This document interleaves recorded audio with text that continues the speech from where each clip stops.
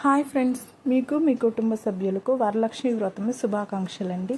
మా ఇంట్లో వరలక్ష్మి వ్రతం అయితే చాలా సింపుల్గా అండ్ మా ఆచార వ్యవహారాల ప్రకారం మా పద్ధతి ప్రకారం అయితే మేము చేసుకున్నామన్నమాట. మా అత్తమ్మ ఎలా అయితే చేస్తారో నేను సేమ్ అలాగే చేశానన్నమాట. మా పెళ్ళైన తర్వాత ఫస్ట్ వరలక్ష్మి వ్రతానికి నేనైతే ప్రెగ్నెంట్గా ఉన్నాను. సో అప్పుడు మా అత్తమ్మ ఎలా అయితే చేసిందో చూసి తర్వాత నెక్స్ట్ ఇయర్ నుంచి నేను అలాగే కంటిన్యూ చేస్తున్నాను అనమాట. అమ్మవారికి అయితే చీర, గాజులు, పసుపు, కుంకుమలు అయితే పెట్టుకున్నానండి.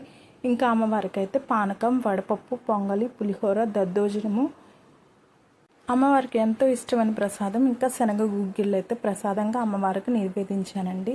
మేమైతే చాలా సింపుల్గా చేసుకున్నాం. అందరిలాగైతే చేసుకోలేదండి. పులిని చూసి నక్క వాత పెట్టుకున్నట్టయితే చేసుకోవాలని మేము అనుకోవడం లేదు. మేమైతే మా పద్ధతి ప్రకారమే మేము చేసుకున్నామన్నమాట. महालक्ष्मी नमो